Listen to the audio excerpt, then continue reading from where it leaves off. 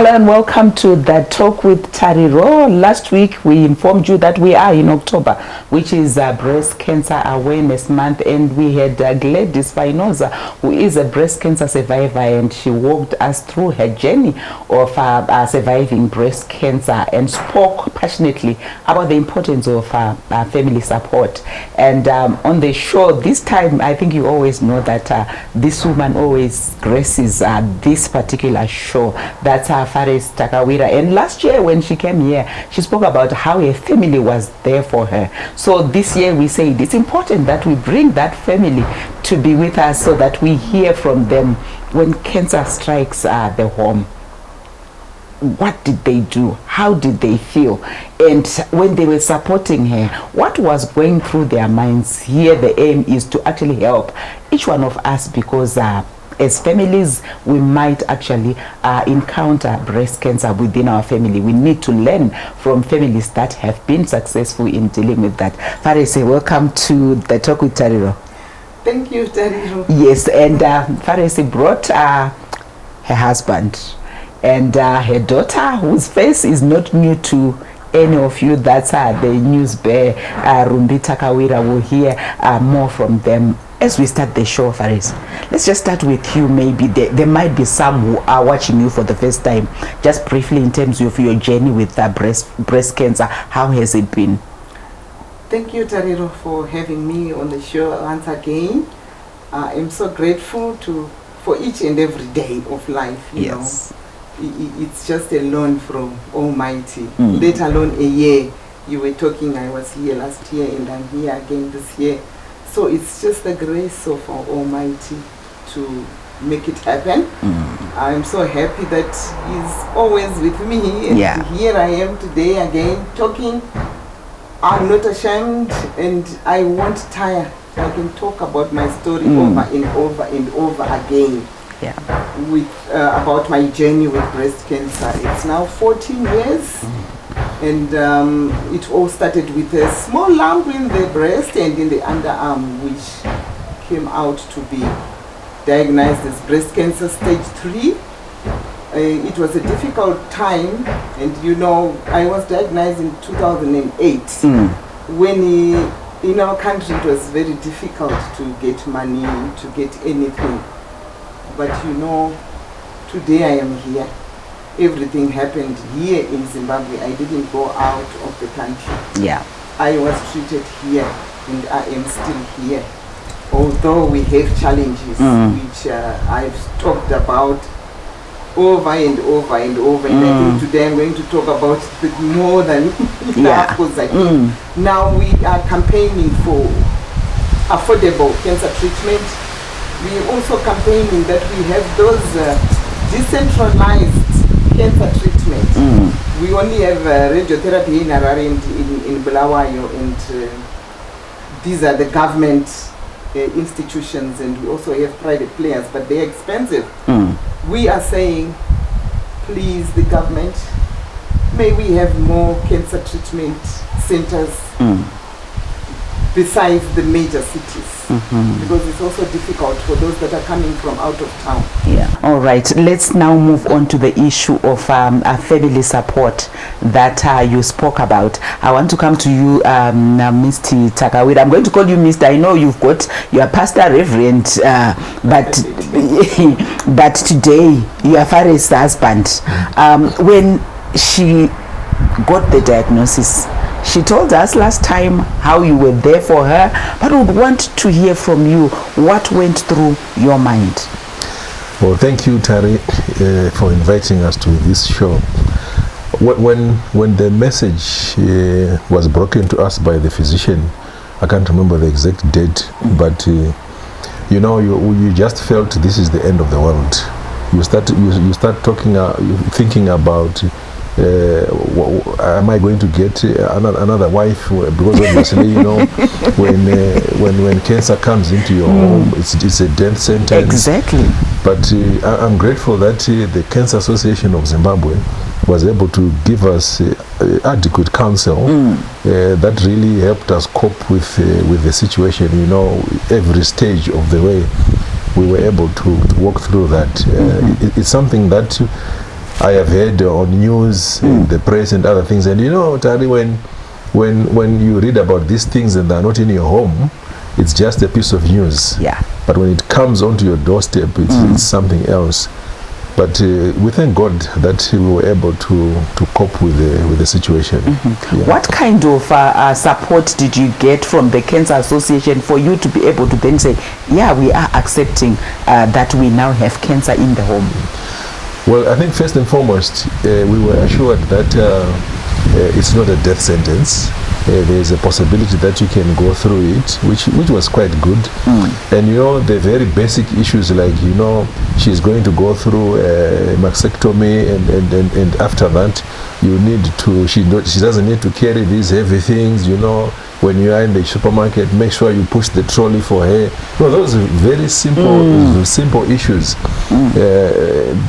They helped us quite a lot, you know, even at home. The recovery process during the cycles of the chemotherapy and so forth. You know, chemotherapy is very aggressive, yes. And when after coming from the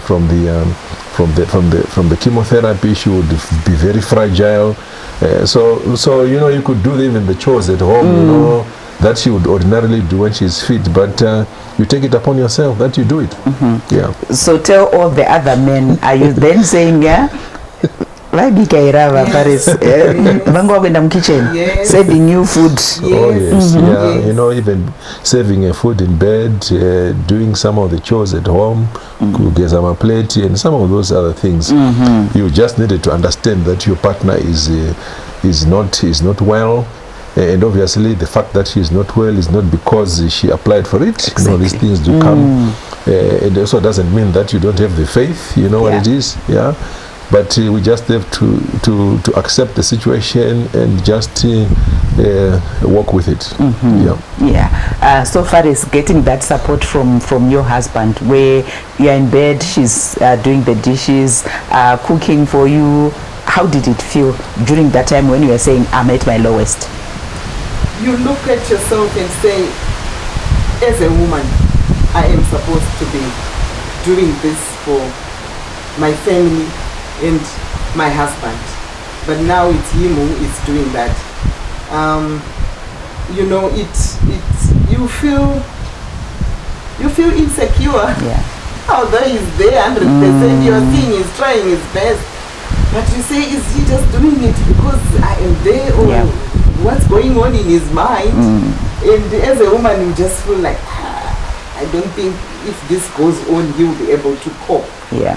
I know once I even asked him, if I die, are you going to make it?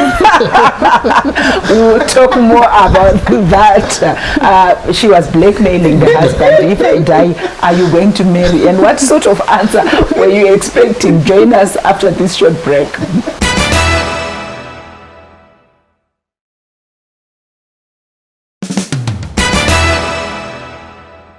Welcome back as we continue with our focus on the issue of breast cancer. On the show we have Faresi Takawira. She is here with her family, and before we went for the break we heard from the husband. And now I want to come to you, Rumbi. Getting the news that Mama has got breast cancer. You're the firstborn, eh? Yep. Yeah. What went through your mind? You know, you think about a lot of things, and this is my mom. Yeah. Right? And you're thinking, cancer, I don't know much about cancer. I haven't heard anything much about cancer. I think in recent years we've been getting more awareness on breast cancer especially. But I didn't know much about cancer, and all you hear about cancer is, if you get cancer, you're gone. Yeah. This is a death sentence. Yes. So here I'm thinking, I'm going to be losing my mom. I had just had my first son as well. And I think he was only about, he hadn't turned 1 yet. I don't think he had, he was 1 year something. Yeah. And so he's still very young. Yeah. I was very young. Gogo takes care of him. So Tariro, we look at him and we say, this is Gogo's child. Yeah. So, you know, Gogo is now not feeling well. Anything can happen. I don't think I have the capacity to take care of my child. I don't think I have the capacity to take care of my siblings. The eldest. The eldest. And I'm thinking, oh my goodness. I'm just praying that we can go through this. What is going to happen? Yeah. You're stressed, you're worried. Yeah. And then you have the Cancer Association of Zimbabwe coming through, giving us family counseling. Yeah. Telling you that this is not a death sentence. It's a good thing that she's actually been diagnosed early on. So early diagnosis plays a really critical role in actually recovering, because she's not been recovered. She's been in recession for about 14 years. So the important aspect in that area was that she was diagnosed pretty early on.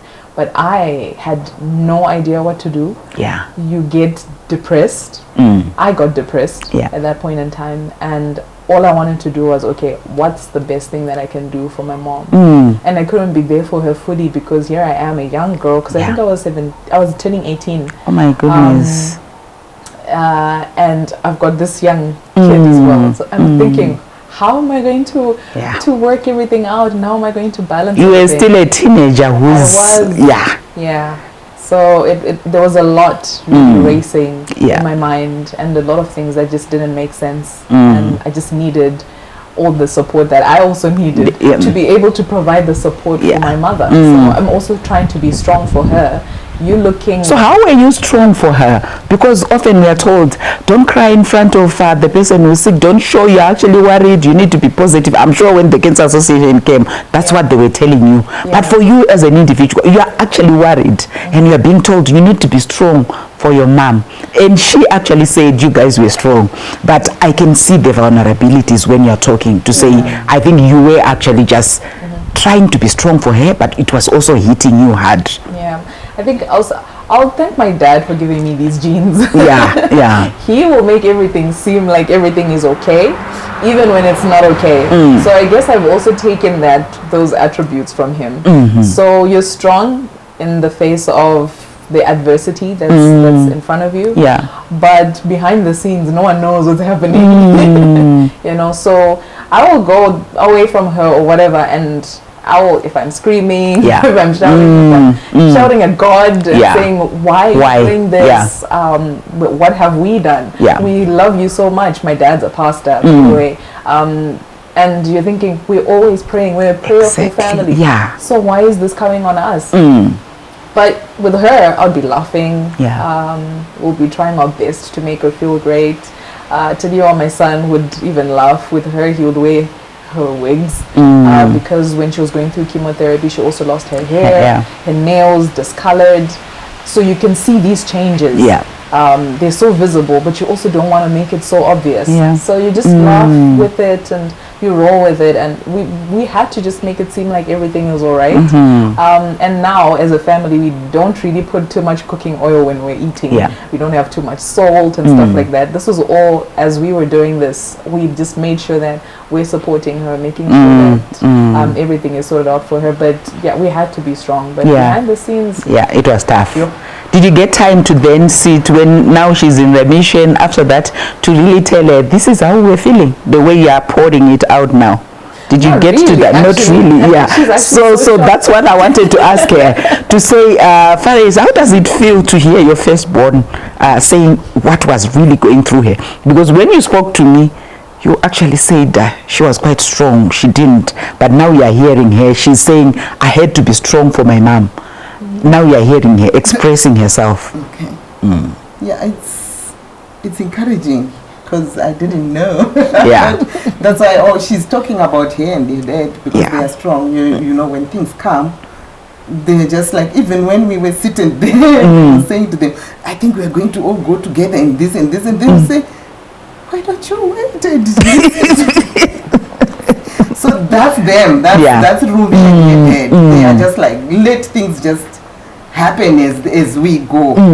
Not to think, because with me I always think, what if this happens, what if that happens? Because now because me, I wasn't concentrating more on what is happening behind the scenes. I would just be happy with that support. And I'm grateful to God for that, because if I had known, I think, you know, as I had mentioned before, you will feel yourself as a burden to the family. You feel like, because I am the mom, I can't do this, I can't do that, I can't support. Because as she's just mentioned, she needed that support at that time. But as a mom, I can't. I am sick, I am fragile, I'm weak. and she's there looking at me saying, I need your support. Exactly. As I can. But you can't she give was that there support. to just support me, and now she goes elsewhere and shouts and screams. So Ruby, we heard from your dad saying, I was worried to say, so will I need to remarry, find another wife? And your mother said, I even asked him to say, so if I die, are you going to get married? Did you think of having a stepmother? I was he better not even about getting another woman into this house. Yeah. my daughter, she was 1 year. She was grade 1, I mean, when I was diagnosed with breast cancer. But I remember her talking, it was, when was this? Recently. She was saying, I was just saying, she says, if mom dies dead, you don't need to worry, I will cook for you and I will do this for you. I was saying, don't be too protective. You will not be there. And today she's not there because she couldn't be with us. She's away. She's in school. She's out of the country. Indeed, we are talking about one issue that it's quite serious, but you can see that we are actually joking about it, joking with the family, you know, how they embraced it. And I think that's one appeal that we need to give to ourselves as a country, as families, as communities, that we need to work together when we are looking at the interventions that we need to put in place concerning breast cancer. Join us after this short break.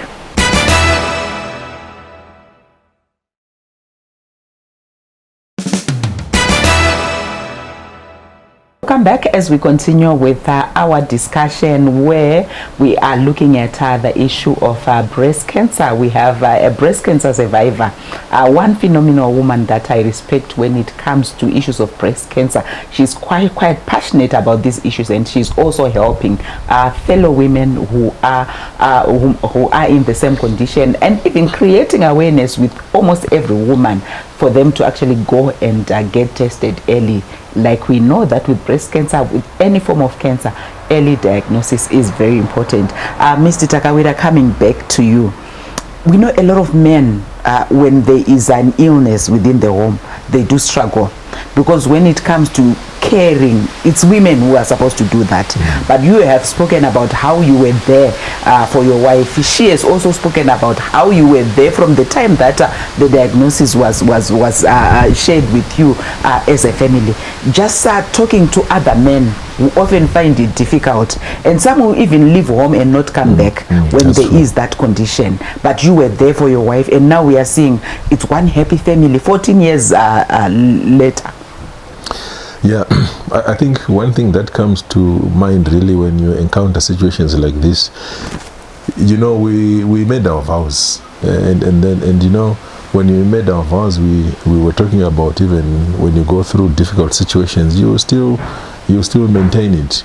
So that's one thing that came into my mind. She's my wife. Well, she still has breath in her. She's not well, but she still has breath in her. She still remains my wife, and I need to render the maximum support that I ought to do so.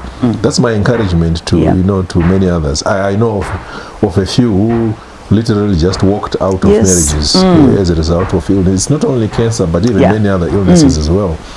People just get fed up and so forth, and they move out. But I just said, you know, this is my wife, and who else can take care of her? Yes, it's me.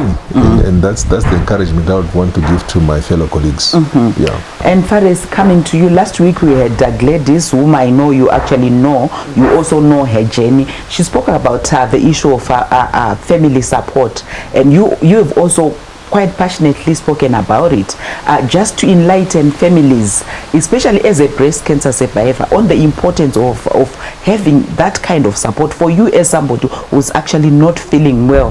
How that made you feel? Having family support is the most important thing in one's life when they are going through an illness. Just this morning we had our breast cancer support pink day. There was one man who had come with his wife, so I just went to greet him. The wife was not there, so I was just talking to him and saying, are you one of the sponsors or what? And he says, no, I'm here with my wife. So I felt so happy and excited to say there are still men out there who still stand with their women who are not feeling well. and the wife was limping, and I said, oh, so he's the other leg for this woman. Yeah. He feels that I really need to be there for her. So it's very important. People take these things for granted. Yeah. Family support is very important. I think it will be good when someone is going through an illness or a tough patch for family to be there. Instead of just neglecting, because I feel it worsens the whole thing. Because when you have your family supporting you, you still have that feeling of say, oh, I need to leave.